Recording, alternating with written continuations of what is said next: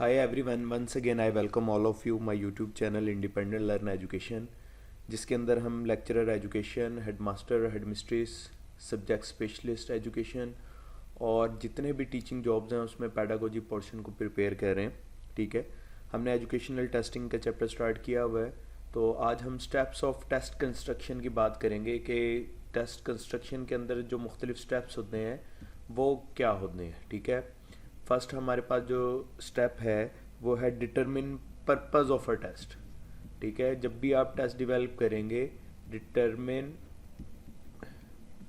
Purpose of test. ठीक है, सबसे पहले आपको ये पता होना चाहिए कि टेस्ट मैं ले किस ले रहा हूँ।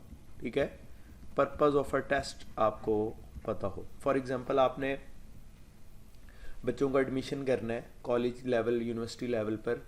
तो यूनिवर्सिटीज़ लेवल पर जैसे एमफिल के लिए गैट टेस्ट होता है। ठीक है, कि क्या बच्चा इस अहल भी है कि वो इस लेवल पर अपनी जो एफिशिएंसी है वो शो करा सकता है। ठीक है, फॉर एग्जांपल जैसे हम बच्चों को अगर कोई कहता है कि जी इसको हमने केजी में नहीं एडमिशन देना, बच्चे को 1 क्लास में या 2 क्लास में देना है एडमिशन, तो हम 1 क्लास का उसको एक छोटा सा टेस्ट बना कर दे देते हैं जिसमें 1 क्लास का कंटेंट होता है, जिससे हमें पता चल जाता है हाँ जी इसके अंदर ये एबिलिटी है कि वो पास कर सकता है और वो 2nd क्लास के अंदर या 2 क्लास के अंदर चल सकता है। तो सबसे पहले आपका जो मोस्ट इम्पॉर्टेंट है वो है determine purpose of a test. Purpose of test आपको पता होगा। उसके बाद जो उसका सेकंड है वो है हमारे पास आइडेंटिफाई लर्निंग आउटकम्स। ठीक है, आइडेंटिफाई लर्निंग आउटकम्स। ठीक है, आपको ये भी पता होना चाहिए कि टेस्ट जो हम ले रहे हैं, ठीक है, उस टेस्ट के अंदर जो हमारे आउटकम्स हैं वो क्या होंगे। ठीक है, और टेस्ट लेने के बाद जो रिज़ल्ट आ रहे हैं, जो रिज़ल्ट हैं वो इससे मैच करने चाहिए। रिज़ल्ट्स जो हैं वो लर्निंग आउटकम से क्या करने चाहिए, मैच करने चाहिए। जिस मकसद के लिए हम ये टेस्ट ले रहे थे, ठीक है, वो जो लर्निंग आउटकम्स हमने पहले से डिसाइड किए थे कि बच्चे के अंदर ये वाली एबिलिटी भी होगी, उसे प्लस माइनस भी आता होगा, उसे इंग्लिश कंप्रीहेंशन भी आती होगी, उसे ट्रांसलेशन भी आती होगी, उसे सिनोनिम्स एंटोनिम्स भी आते होंगे। तो वो सारी चीज़ें हमें पहले बना लेंगे टेस्ट के साथ साथ। ठीक है, और रिज़ल्ट के अंदर बच्चे के जो स्टूडेंट को जो हमने पेपर चेक करना है या टेस्ट चेक करना है, तो लर्निंग आउटकम बेस के ऊपर उसको मार्क करते जाएंगे कि हाँ जी ये वाला लर्निंग आउटकम इसका कंप्लीट हो गया है, इस टेस्ट का ये जो मकासद थे 5 या 6 पॉइंट तो वो सारे फुलफिल हो गए हैं। तो आइडेंटिफाई ऑफ लर्निंग आउटकम्स भी इसका एक स्टेप है इम्पॉर्टेंट। उसके बाद है हमारे पास 3rd नंबर पे, अब लर्निंग आउटकम जो आपने डिसाइड करने हैं, लर्निंग आउटकम्स जो आपने आइडेंटिफाई करने हैं या डिसाइड करने हैं वो होने कैसे चाहिए। ठीक है, वो एक तो स्पेसिफिक होने चाहिए, ठीक है, और ऐसे होने चाहिए जो ऑब्जर्वेबल हों। ठीक है, ऑब्जर्वेबल भी होने चाहिए। ठीक है, स्पेसिफिक हों, ऑब्जर्वेबल हों, जिनका पता चलाया जा सके, जो टेस्ट के अंदर वो शो कर सकें। फॉर एग्जांपल कुछ साइकोलॉजिकल टेस्ट होते हैं, ठीक है, उससे बच्चे के अंदर जो उसका ऑब्जर्वेबल जो बिहेवियर है उस बिहेवियर को हम फाइंड आउट कर लेते हैं। ठीक है, ऐसे लर्निंग आउटकम बनाने चाहिए जो स्पेसिफिक हों और बच्चे के बारे में जो उसका बिहेवियर है उसको बेहतर तरीके से आइडेंटिफाई कर सकें। उसके बाद जो नेक्स्ट स्टेप है, आउटलाइन आपको बनानी चाहिए। जिस टेस्ट को आप ले रहे हैं, जो टेस्ट आप बनाना चाह रहे हैं, उसकी आउटलाइन बनानी चाहिए बेसिक टॉपिक्स की। ठीक है, जिसके अंदर से आप बैलेंस टेस्ट बनाएंगे। ठीक है, फॉर एग्जांपल चैप्टर 1 के अंदर 10 टॉपिक्स हैं।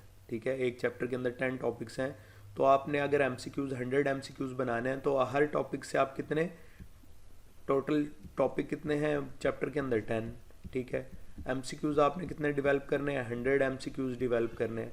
तो हर टॉपिक में से, ईच टॉपिक में से आप कितने एमसीक्यूज़ ले लेंगे, ईच टॉपिक में से आप एमसीक्यू लेंगे 10। ठीक है, ताकि आपके ये 100 एमसीक्यूज़ कंप्लीट हो जाएं। ठीक है, वो आउटलाइन बना लेंगे आप बेसिक टॉपिक्स की। उसके अंदर से आप फिर टेस्ट को आहिस्ता आहिस्ता कंडक्ट कर लेंगे। उसके बाद जो है हमारे पास नेक्स्ट वो है prepare table of specification. Prepare table of specification, ठीक है, जिसे शॉर्ट फॉर्म में TOS भी हम कह देते हैं। अब ये टेबल ऑफ स्पेसिफिकेशन क्या है?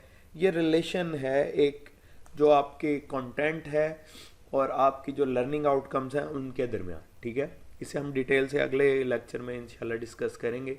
वो टेबल ऑफ स्पेसिफिकेशन क्या करता है? बैलेंस टेस्ट बनाने में हमारी हेल्प करता है, ठीक है। कंटेंट को आउटकम्स के लिहाज के साथ एक तरफ हम टेस्ट के कंटेंट लिख देते हैं जिसका लेना चाह रहे होते हैं टेस्ट, दूसरी तरफ हम ऑब्जेक्टिव्स लिख देते हैं, ठीक है। टॉपिक हमारे पास होता है, उसके मुताबिक एक बैलेंस टेस्ट हम प्रिपेयर कर दें, ठीक है, जिसमें हमारे ऑब्जेक्टिव्स भी फुलफिल हो जाएं और टेस्ट कंटेंट भी फुलफिल हो जाए, हमारा मकसद पूरा हो जाए।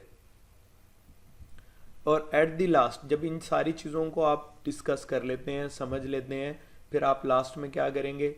लास्ट में आप करेंगे टेस्ट डेवलपमेंट, ठीक है। टेस्ट डेवलप कर लेंगे, फिर आप टेस्ट डेवलप करेंगे on the basis of all these things, ठीक है। एट द एंड में क्या था? टेबल ऑफ स्पेसिफिकेशन, ठीक है। पहले पर्पस आपको पता होना चाहिए, ठीक है, पर्पस हमें पता चल गया। उसके बाद आइडेंटिफाई कर लिया आपने लर्निंग आउटकम, फिर उसके बाद लर्निंग आउटकम्स देख लिए कैसे हैं, स्पेसिफिक हैं, ऑब्जर्वेबल बिहेवियर है, फिर आउटलाइन बना ली बेसिक टॉपिक्स की ताकि बैलेंस टेस्ट हो हमारे पास। प्रिपेयर कर लिया टेबल ऑफ स्पेसिफिकेशन जिसके अंदर कंटेंट्स और ऑब्जेक्टिव्स के मुताबिक आप टेस्ट प्रिपेयर करें और एट द एंड टेस्ट को डेवलप कर लें। ये कुछ स्टेप्स थे टेस्ट कंस्ट्रक्शन के अंदर जिसका समझना बहुत ज़्यादा ज़रूरी है। MCQs में अक्सर क्वेश्चन आता है कि सबसे ज़्यादा मोस्ट इम्पॉर्टेंट क्या है टेस्ट कंस्ट्रक्शन में, तो पर्पस ऑफ टेस्ट जो है वो बहुत ज़्यादा इंपॉर्टेंट है, ठीक है। जिस मकसद के लिए टेस्ट लिया जा रहा है वो पर्पस बहुत इंपॉर्टेंट है। आई होप आज का लेक्चर आपको समझ आ गया होगा।